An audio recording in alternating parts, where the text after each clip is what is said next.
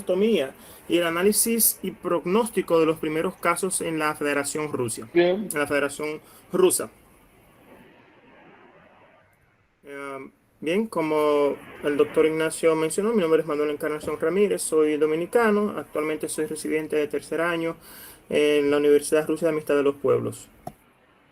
Bien, como bien sabido por todos, el traumatismo craneoencefálico se encuentra entre los tipos de lesión más grave tanto en términos de fatalidad como de implicaciones a largo plazo para los sobrevivientes. El tratamiento del traumatismo craneoencefálico es por lo general costoso y muy complejo. La escala que utilizamos siempre al ingreso es la escala de coma de Glasgow, al ingreso de los pacientes con traumatismo craneoencefálico. Entonces, la craniotomía descompresiva podríamos decir que es de los primeros, si no el primer procedimiento quirúrgico de la historia. Puesto que desde hace más de 10.000 años antes de Cristo ya se realizaban craniectomías o craniotomías también para sacar los espíritus del cuerpo y amedrentar algunas enfermedades. Ya en la época de Hipócrates ya hay registros claros de craniectomías. Los romanos por igual, para el traumatismo craneal, para las fracturas también ya también hacían craniectomía decompresiva. En el 1901, en 1901 y en 1903, Cushing y Kocher reportaron el uso de una gran craneectomía decompresiva para el tratamiento de los pacientes con traumatismo craneoencefálico.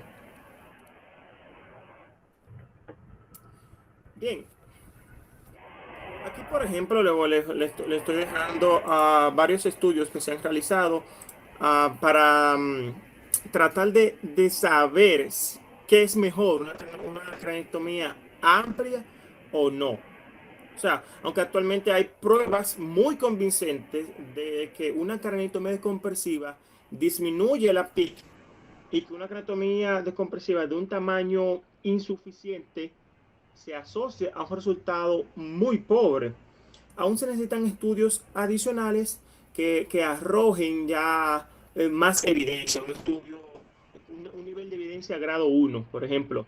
Hay varios estudios, el estudio que ustedes pueden ver acá, por ejemplo, el RESCUE ICP, que es el Trial Decompressive Craniectomy for Traumatic Intracranial Hypertension, y el estudio DECRA, que es Decompressive Craniectomy in Patients with Severe Traumatic Brain Injury.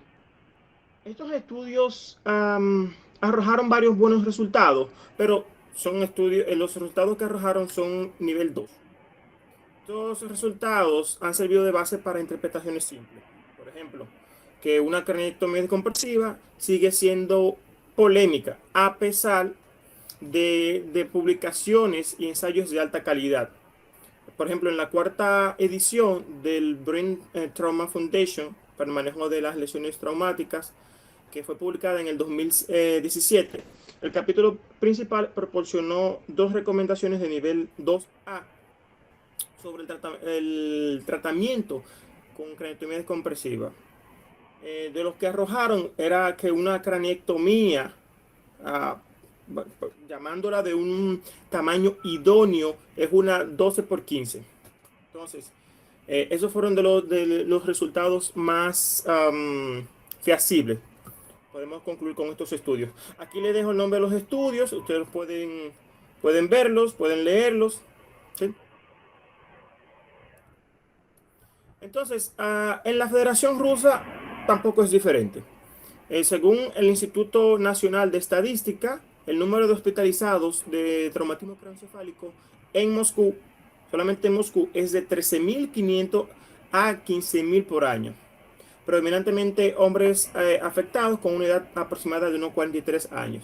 Esa es la revisión de 2021, puesto que este estudio se realiza cada 5 años. Aquí están las guías que no difieren mucho de la Traumatic Brain Injury Foundation de la Federación Rusa. Aquí les dejo algunos estudios que están ya traducidos del ruso al inglés. Entonces ya entrando con el tema de la cisternostomía, podemos ver ya varios estudios que se han realizado en varios países, varios estudios multicéntricos, tanto en China como en algunos países de Europa, en Suiza, por ejemplo, se han hecho varios estudios.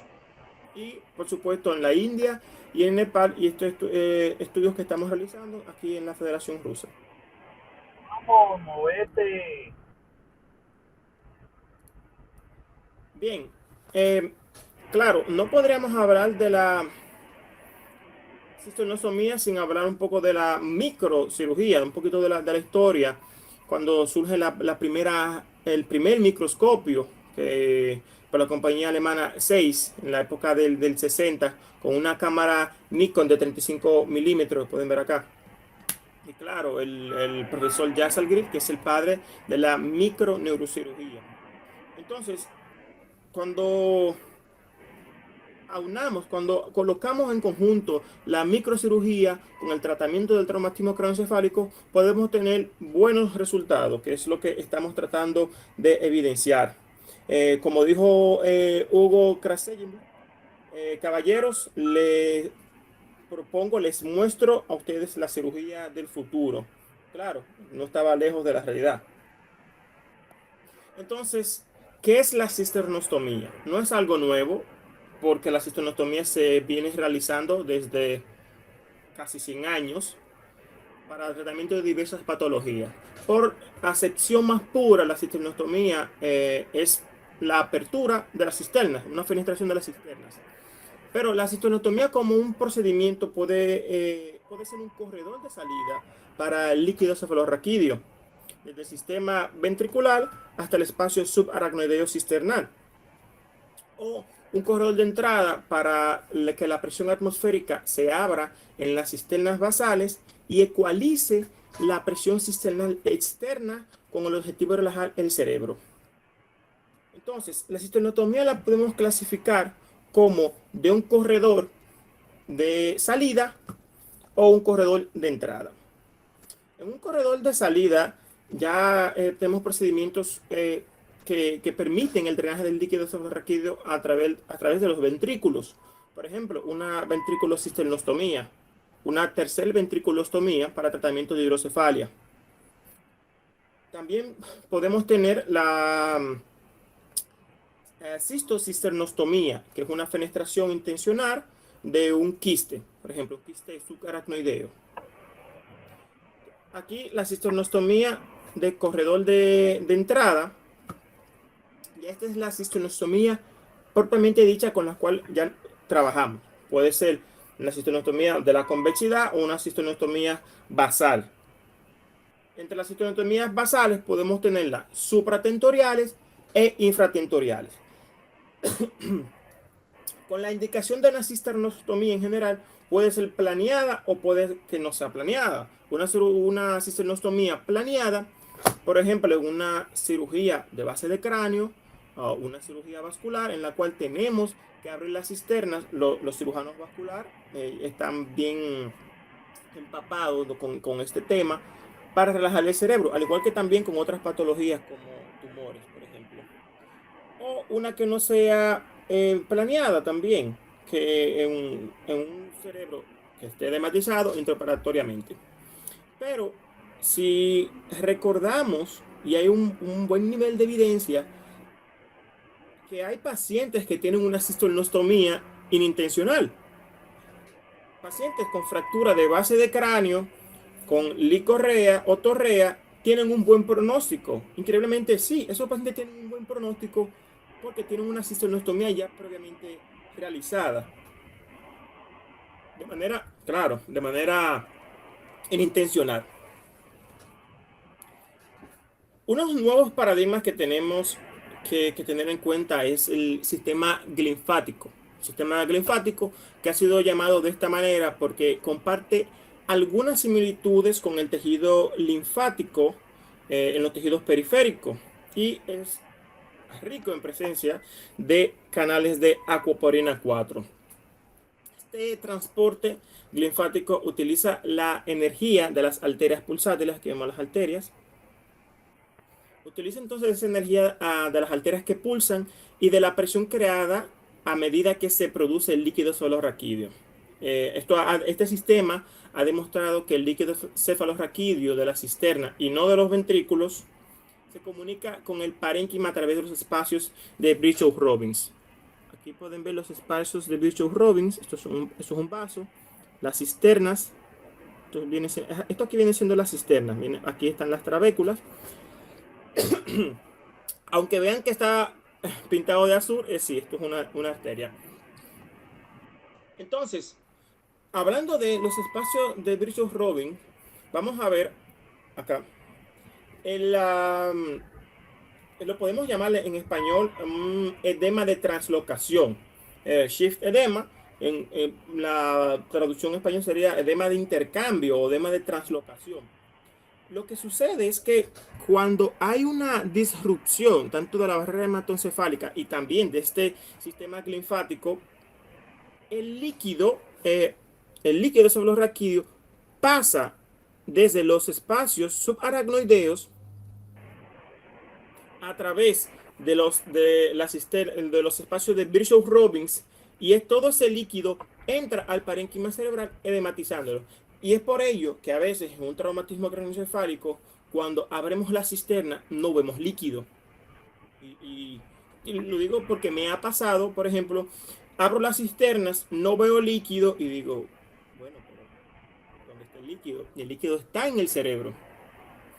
Y no es hasta que abrimos entonces las cisternas que comenzamos a ver cómo sucede esa salida.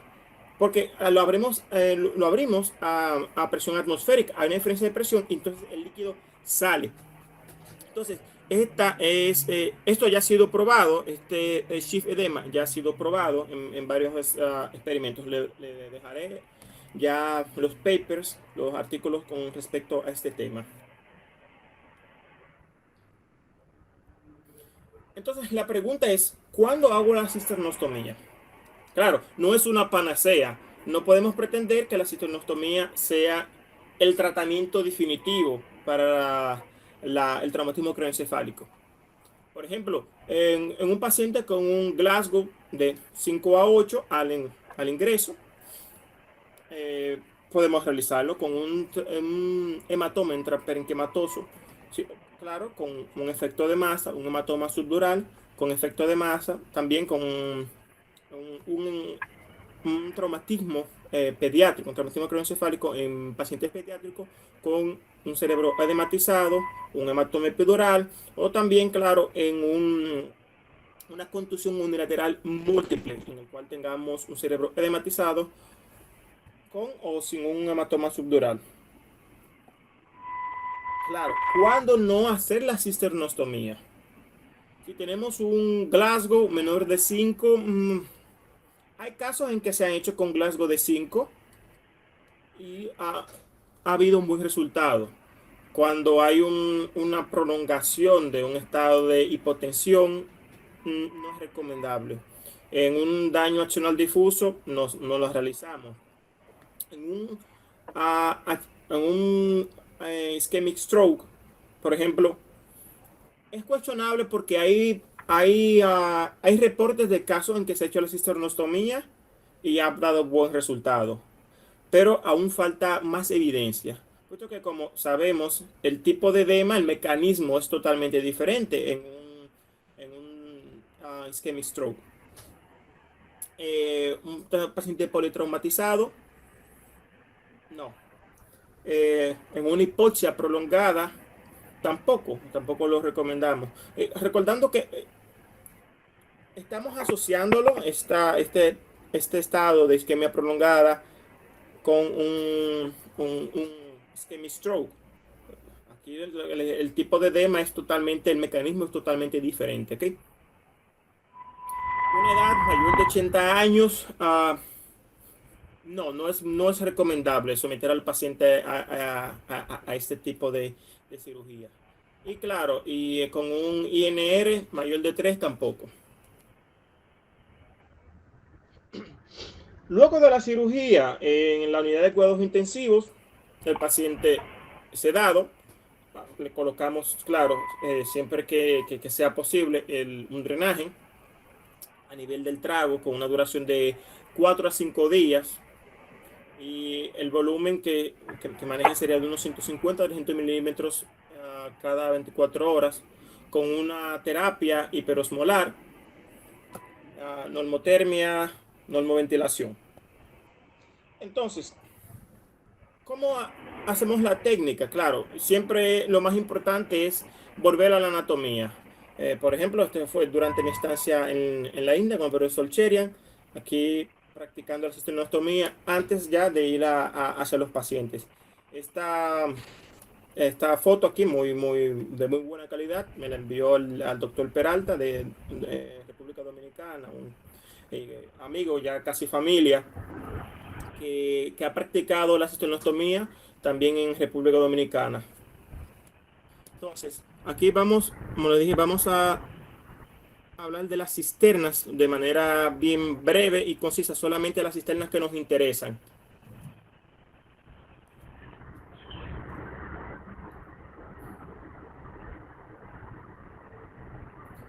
Ok, por ejemplo, ¿por qué es importante conocer la cisterna quiasmática? Bien, aquí tenemos la cisterna quiasmática y tenemos que recordar siempre los límites. ¿Ok? Esta cisterna bordea las láminas terminales. Aquí podemos ver cisterna quiasmática, cisterna de la lámina terminalis. La cisterna carótida está lateralmente a ella. Vamos a verla en otro corte. O sea, tenemos que recordar cisterna quiasmática. Vamos a tener los nervios ópticos. A los lados de la misma está la cisterna carótida. Ahí la membrana carótida medial forma entonces la pared lateral de esta cisterna, de la cisterna quiasmática, ¿ok? Y la membrana aracnoidea externa forma la pared anteroinferior, ¿ok? La parte o la hoja diencefálica de la membrana del licuado, la cual mencionaremos más adelante, forma entonces la pared posterior. Anteriormente, esta cisterna está limitada por el limbus sphenoidalis. Por ejemplo, aquí vemos la cisterna. Siempre recordando, el nervio óptico siempre nos va a servir como el landmark anatómico, la guía. Va a ser la estructura que vamos a identificar más rápido, la primera, para realizar la cisternostomía. Siempre no hay un orden específico de cuál cisterna comenzar. En mi caso, yo siempre comienzo con la cisterna quiasmática. ¿Okay? Aquí vemos interóptica, abrimos la cisterna quiasmática.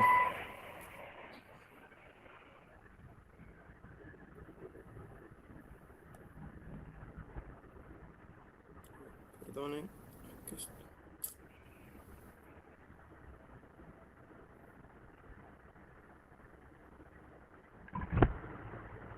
Entonces, la cisterna carotidia, aquí la vemos, está bordeada superiormente por la dura madre del proceso o de la apófisis clinoides anterior y el lóbulo órbito frontal. Entonces, aquí la podemos ver, recuerden, la quiasmática y a los lados entonces la cisterna carotidia, acá.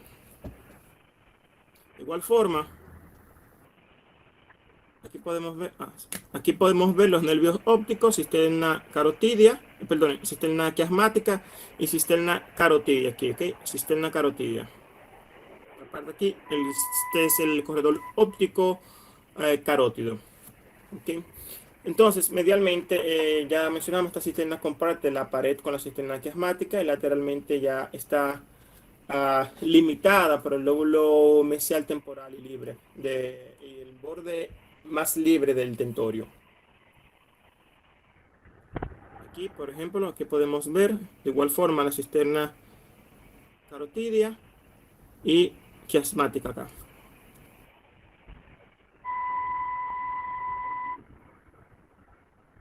Entonces, a los lados, nos vamos a los lados siempre del nervio óptico.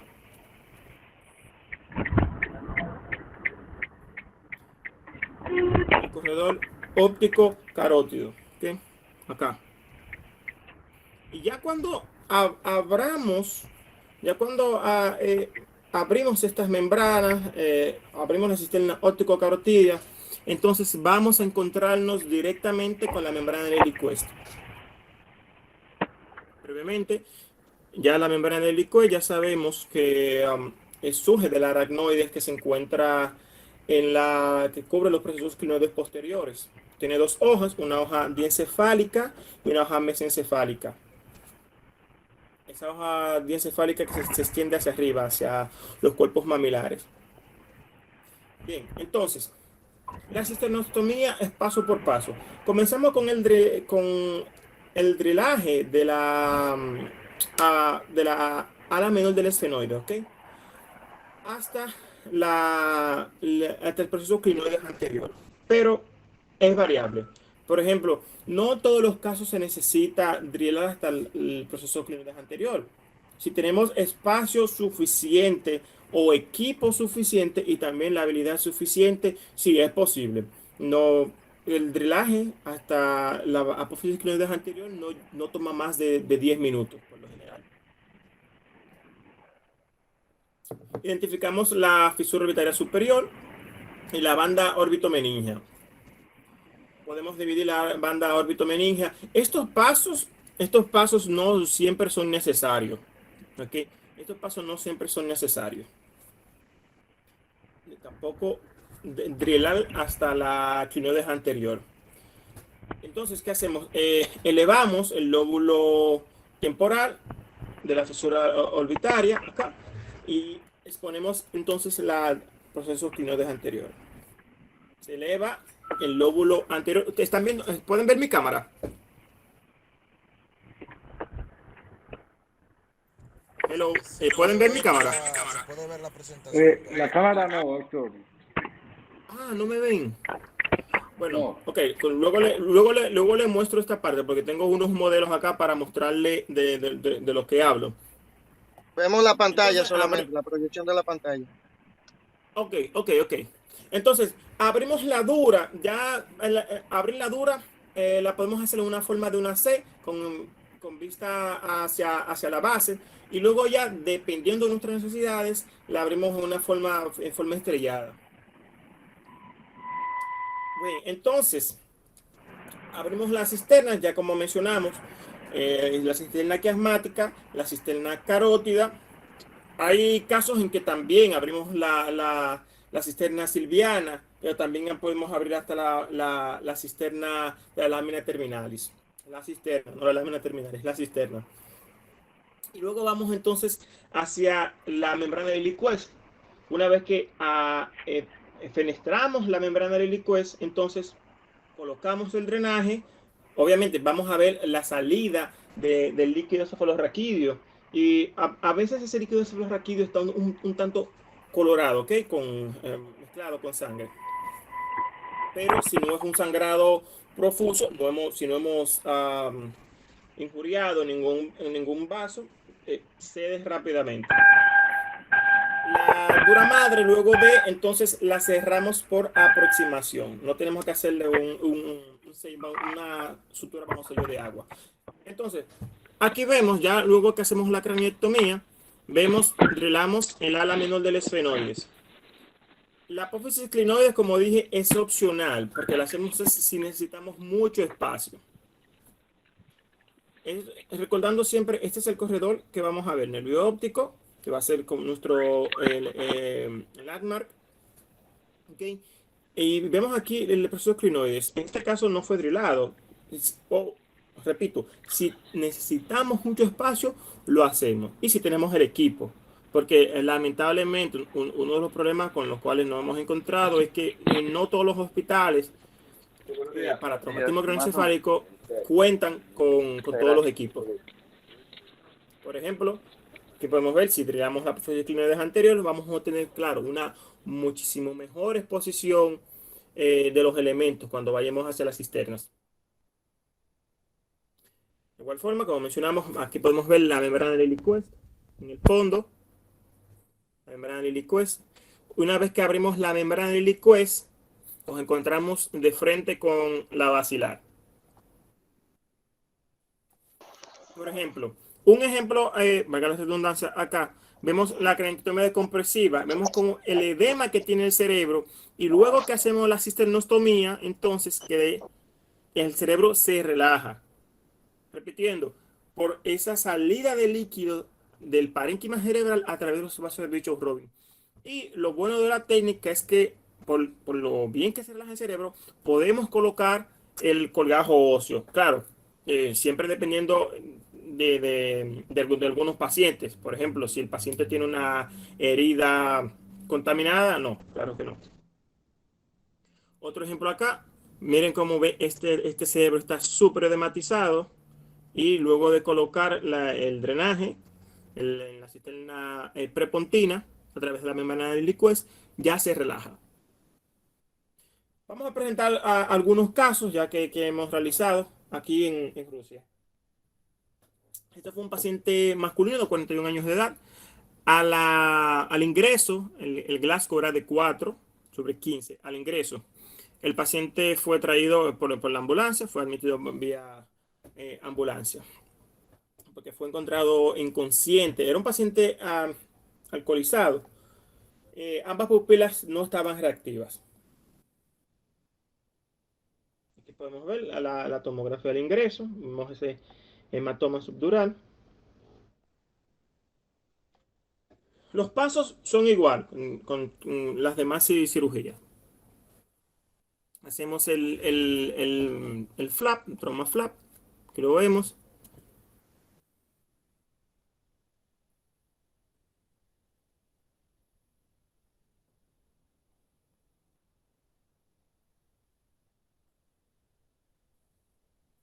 Entonces, perdonen.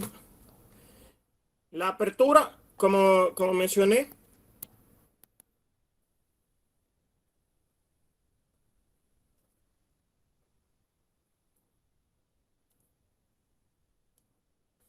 aquí podemos ver que luego de esa apertura en C, se abrió de una manera ya mirando hacia la convexidad para tener más espacio. Esta cisternotomía fue realizada sin microscopio, fue realizada con las lupas solamente. Por eso le pido disculpas por la calidad de las imágenes, que no son las mejores.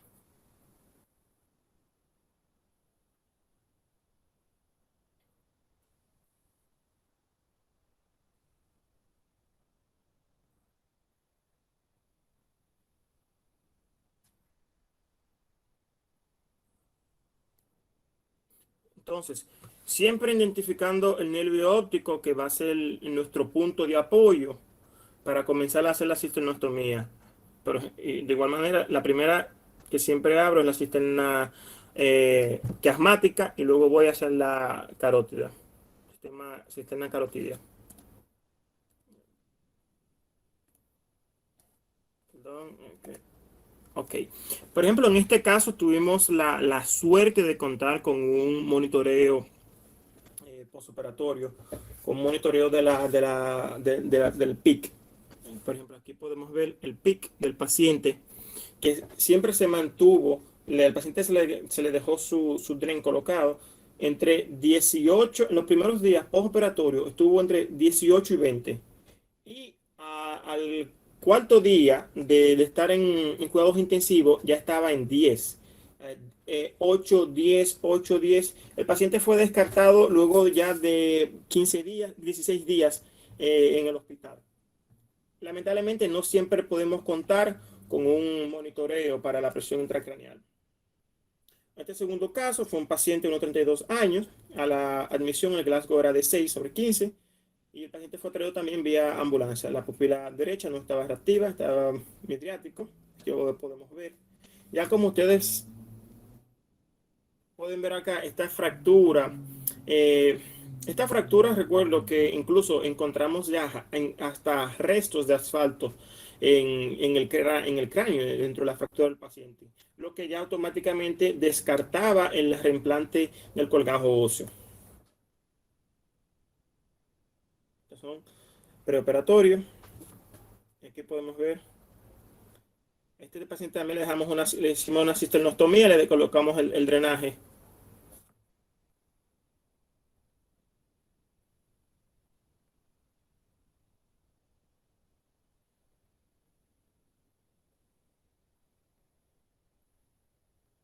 Siempre buscando el nervio óptico, siempre buscando el nervio óptico que es el punto de partida.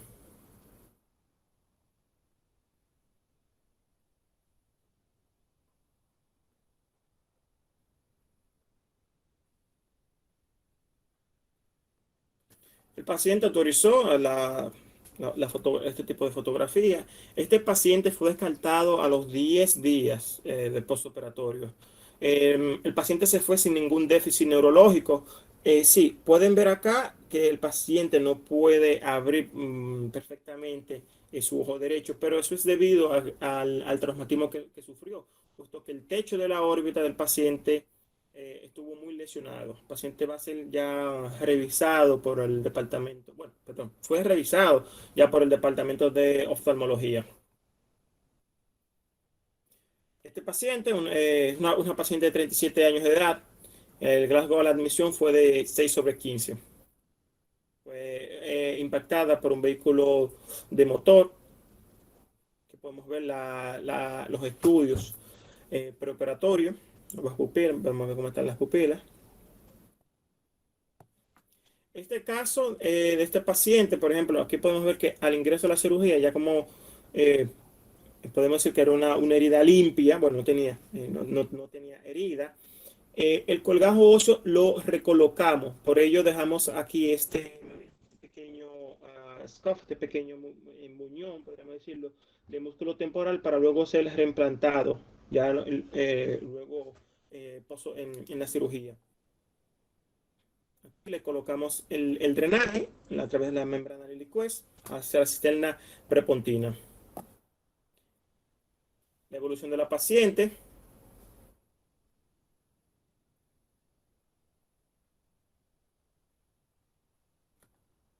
La paciente presentaba una paresia de la extremidad derecha, de las extremidades derechas.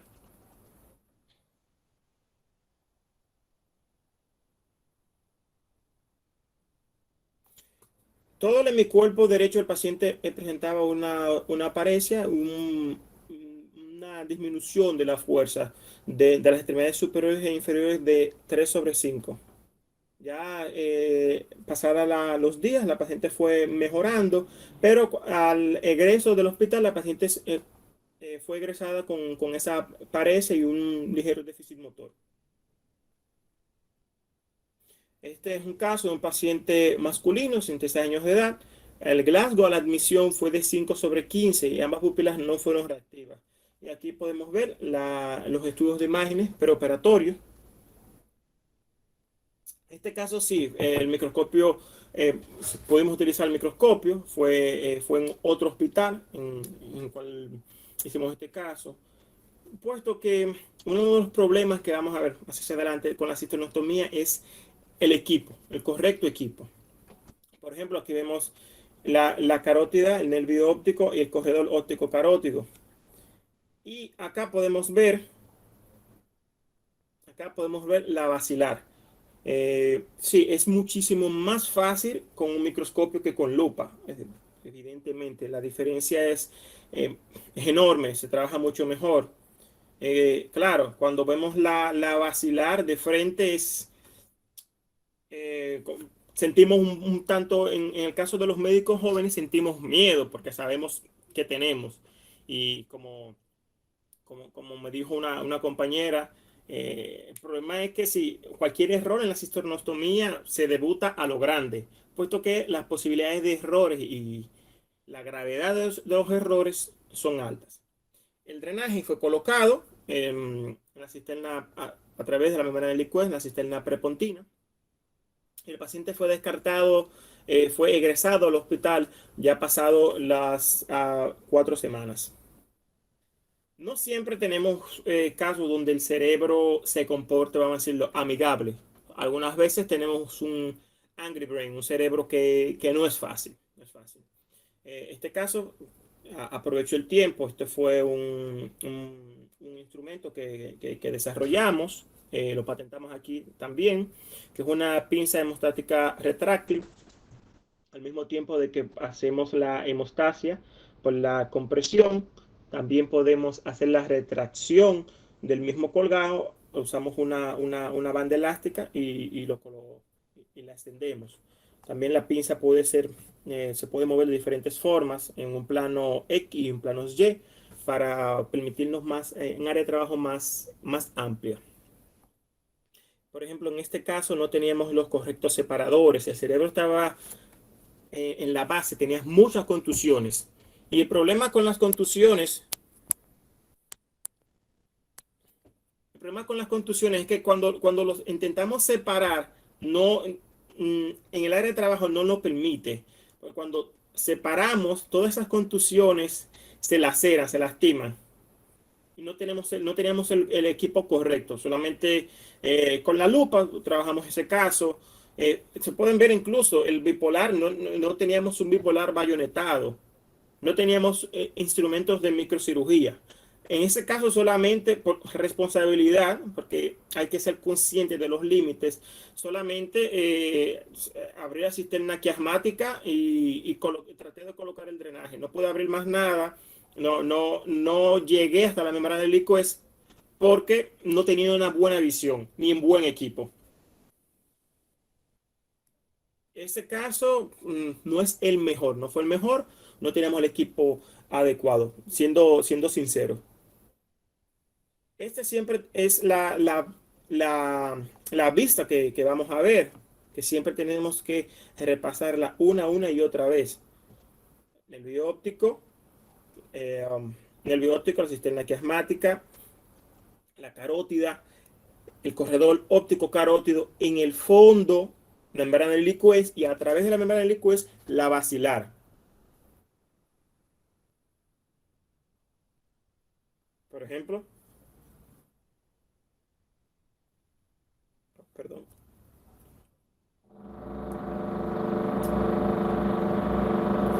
Aquí, por ejemplo, los nervios ópticos se ven perfectamente con la magnificación del microscopio. La carótida, que pueden ver todas las trabéculas que se encuentran en la cisterna carótida, en el corredor óptico carótido. Se abre la membrana del liquez y en el fondo, siempre saludándonos, la basilar.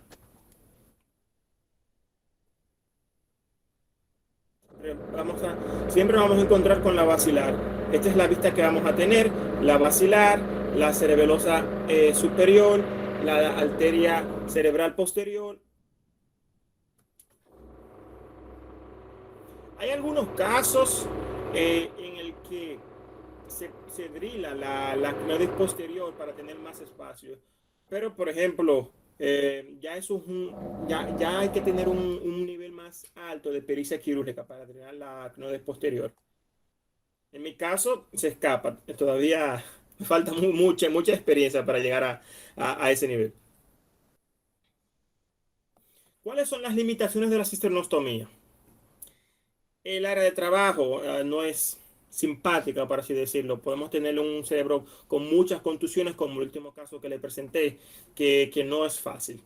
El edema, si el cerebro está muy edematizado, ya ahí entonces el área de trabajo es muy difícil. Por eso es bueno, antes de comenzar a abrir la cisterna, tratar entonces de expandir la base de cráneo lo más posible, entrenando la menor de los esfenoides, la quinoides anterior. La curva de aprendizaje de la cisternostomía es otra limitación, porque, por ejemplo, es una curva de aprendizaje alta. Siendo sincero, es mucho más difícil que realizar solamente una craniectomía decompresiva. La prolongación, la cirugía se prolonga 15 minutos más de cualquier craniectomía decompresiva. 15-20 minutos más se prolonga. La tecnología, siempre haciendo énfasis en la tecnología y el equipo. No siempre tenemos un microscopio a la mano y hay muchos lugares que es una de las limitaciones con las que me encuentro acá, que dicen no, ¿para qué vamos a utilizar un microscopio en un traumatismo craneoencefálico? El equipo, tampoco tenemos los disectores. Un set de Roton no lo tienen en el área para la emergencia. Eso es otro de los limitantes del equipo de microcirugía. Tampoco no siempre tenemos el drilado, el drill. Tenemos que hacer la cranectomía con Jiggly. Entonces, la pregunta es, ¿puede el cerebro traumatizado beneficiarse de la microcirugía? Parece que sí, sí. Porque si nos damos cuenta, el mecanismo, todo el proceso que sucede en el traumatismo craneoencefálico sucede de manera microscópica al principio y luego entonces lo vemos de manera ya macroscópica. ¿Cuál es el futuro de la cisternostomía? Bueno, la pregunta se resuelve con varios estudios. Todavía necesitamos más estudios.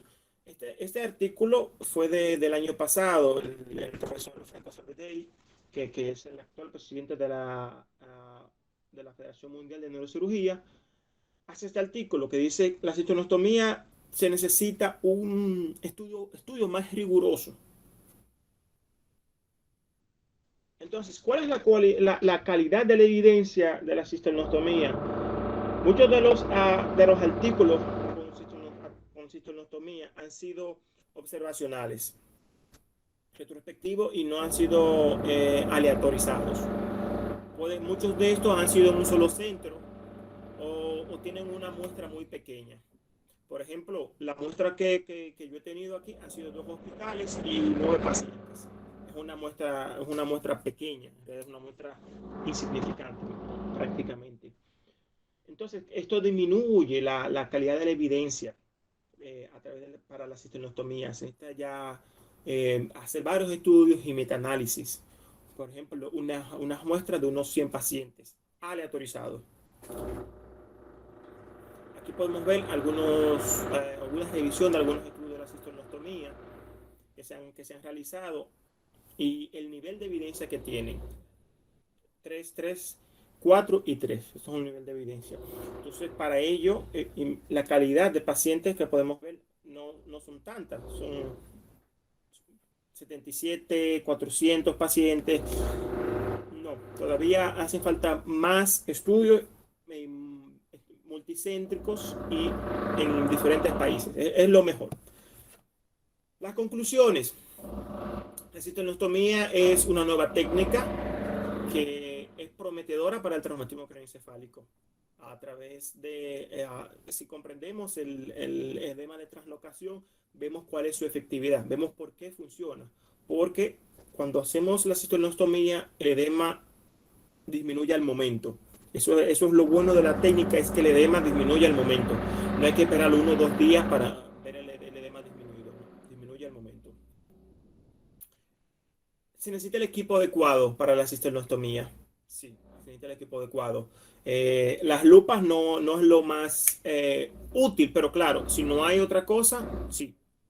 La craneotomía, cuando se combina con la craneotomía descompresiva, tiene mejores resultados. Sí, claro, hay algunas veces en que podemos recolocar el colgajo óseo y perfecto. Pero los mejores resultados se han dado cuando hacemos la craneectomía descompresiva y más la cisternostomía con el drenaje. Se necesitan más estudios, un estudio multicéntrico. Pienso que Latinoamérica sería uno de los mejores lugares para hacer un estudio multicéntrico de la cisternostomía, elaborar algunas guías y hacer algunos metaanálisis. Claro, agradeciendo especialmente al doctor Antón, que es el jefe del servicio de neurocirugía de Podolsk, que ha creído en el procedimiento aquí en Rusia, el profesor Cherian, que me enseñó la técnica durante mi estancia allá en la India.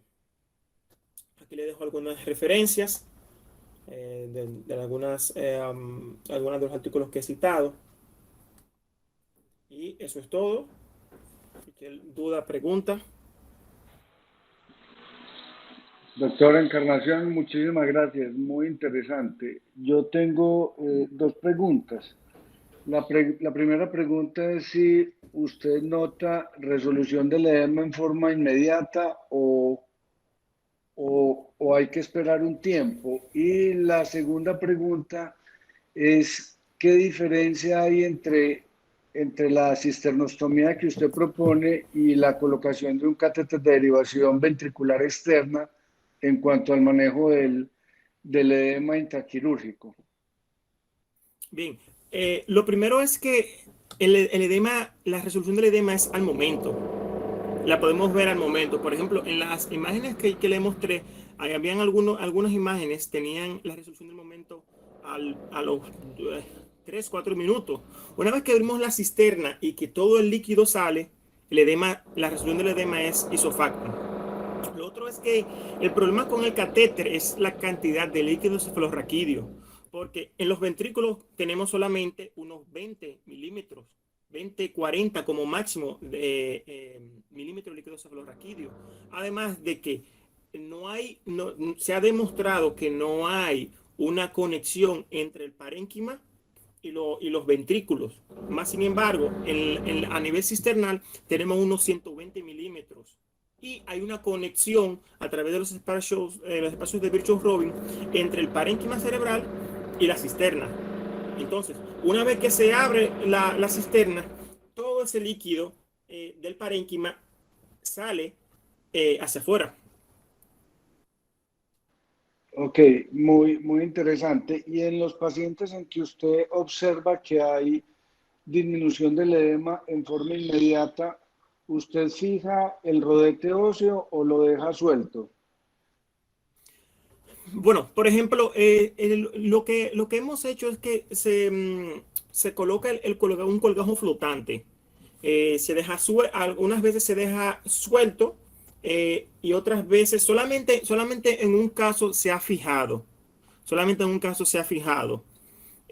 Pero, por ejemplo, de todos los casos, hay algunos casos en que no lo hemos dejado y los casos en que sí se ha dejado, que han sido dos casos. Uno se dejó suelto, el colgajo suelto, y en el otro se fijó. Ok, me parece interesantísimo. ¿Cuántos días dejan el catéter de cisternostomía? El catéter, 4 o 5 días. 4 o 5 días es el tiempo necesario. ¿Y ese catéter mide la presión intracraneana en forma confiable? Porque como está en el espacio infratentorial, no sabría si la presión que mide ese catéter es realmente la presión intracraneana. Bueno, por ejemplo, solamente en un caso que fue en un hospital ya mejor equipado, en el cual ustedes me ven, ¿no? Ah, perdón, que tenía la cámara, disculpe. Eh, Solamente en un caso, por ejemplo, de los 9 casos, 2 se hicieron en un hospital Yudina, aquí en Moscú, cerca del centro, en el cual teníamos acceso a un mejor equipo y a un catéter para medir la ICP. Pero tenemos un catéter para la ICP, para el monitoreo aparte, y el catéter que utilizamos para la cisternotomía es otro. El catéter que utilizamos para la cisternotomía, por ejemplo, el que yo he utilizado ha sido un Levin pediátrico solamente. ok, Ya así como usted propone en su pregunta, si hacemos un estudio más amplio, con mejores recursos, podemos utilizar un catéter que nos mida la ICP y al mismo tiempo nos drene. Sería excelente. Sería excelente. ok. Nuevamente agradecerle. Yo no tengo más preguntas. Si alguien del grupo tiene algún comentario o alguna pregunta, les agradezco.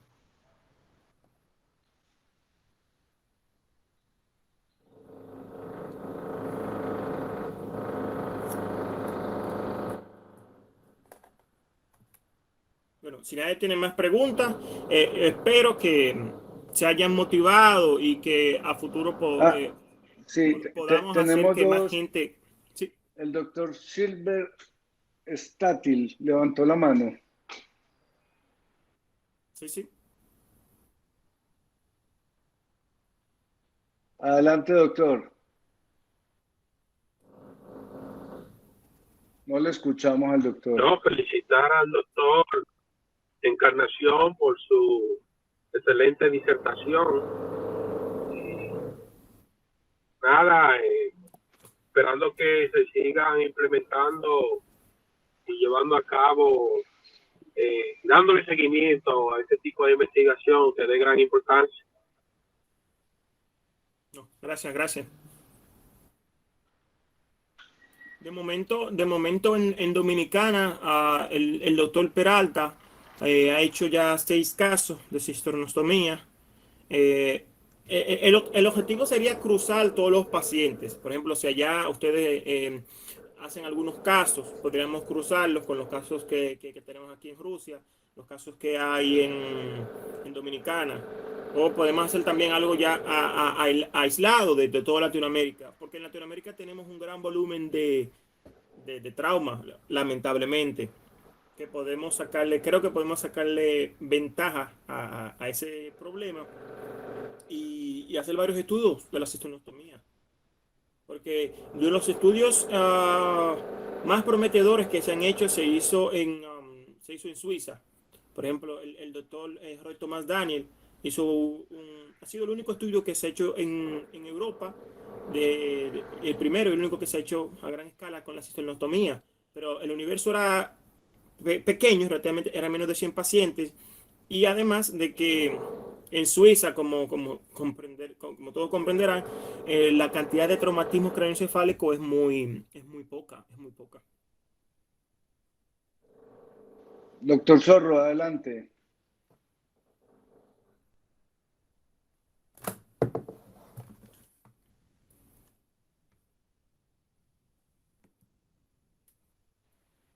Doctor Zorro, no lo escuchamos. Buenos días, ¿me escuchan? Sí, ya muy bien. Ah, bueno. No, yo tenía la misma inquietud del doctor Ignacio, ¿por qué no hacerle la ventriculostomía externa? Pero bueno, revisando, estoy de acuerdo con el doctor Encarnación, o sea, muchas veces lo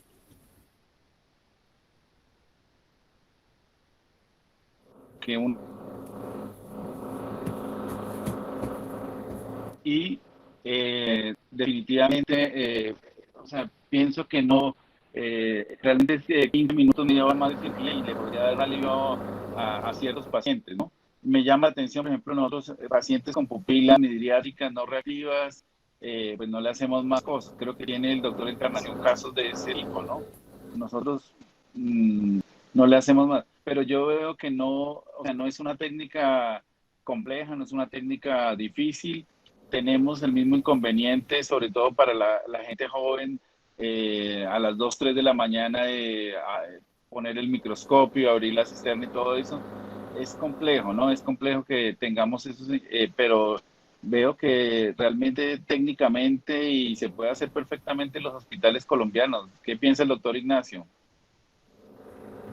Completamente de acuerdo. Yo me siento muy entusiasmado a hacerlo. Sí. Desafortunadamente uno a las 2 o 3 de la mañana, como usted dice, yo creo que es más como la pereza que le da a uno de prolongar un poquito más, pero yo creo que si los resultados son buenos, vale la pena que los residentes se entusiasmen y lo hagamos de rutina, porque primero no es complicado y segundo, pues por lo que uno ve no ofrece más morbilidad al paciente, sino antes puede ser muy efectivo. Entonces yo creo que vale la pena que, como dice el doctor Encarnación, nos unamos y empecemos a hacer esto de una manera rutinaria. Es que o sea, yo creo que la experiencia es lo que nosotros hemos visto en los aneurismas cerebrales, en las hemorragias cerebroideas. Al abrir, simplemente abriendo el valle, el cerebro relaja mucho, ya se va uno por ese corredor, abre la cisterna olfatoria, abre la optocarotida y realmente se ve bastante bien y podríamos, como dice el doctor Encarnación, unir esfuerzos y sumar casos en Medellín, casos en Bogotá, casos en Latinoamérica. Muchas gracias. Gracias, doctor Zorro. ¿Alguien más tiene algún comentario? ¿Algún residente? Doctor Simón, usted que nos hizo el contacto con el doctor Encarnación, ¿tiene algún comentario? No, profe, buenos días. Comentarios no, muy buena la presentación, muy completo el tema. Estamos es en el desarrollo de la evidencia, profe. Ya hay que empezar, como decían, a sumar pacientes para aclarar cuándo se beneficia pues el paciente propiamente del tratamiento y cuándo no. Crear esas indicaciones claras para el tratamiento, que eso es lo que vamos a hacer en este momento. Ok, doctor Cabe tiene la palabra. No, la evaluación yo no la veo todavía, no sé si es porque estoy Ok. en el celular. Sí, señor, ya la mando. O se le pide al doctor Vladimir que la presente nuevamente No, por la la tarde. encarnación. Sí, sí. No, a él no le pedimos. Bueno, si no hay más preguntas, yo creo que damos por terminado. Doctor Encarnación, nuevamente le agradezco enormemente y acuérdense que está cordialmente invitado a Colombia y especialmente a Medellín. No, Siga, güey. gracias, Ya gracias. terminé. Y al Congreso Mundial. Una Y paciente al que Congreso Mundial. está Sí, señor. hospitalizada en Sí, Corpas sí, a es el año principios y próximo, el hasta año finales de próximo. julio, que se llama Daniela María Torres. Sí, Tiene claro, 18 claro, claro. años y que le habían tomado Con una todo gusto cantidad del de mundo. estudios y encontraron una colección. Bueno, muchísimas gracias y le deseo un feliz día y a usted, doctor, una feliz tarde y noche. Bueno, muchas gracias. Gracias a Hasta todos. luego. Hasta luego.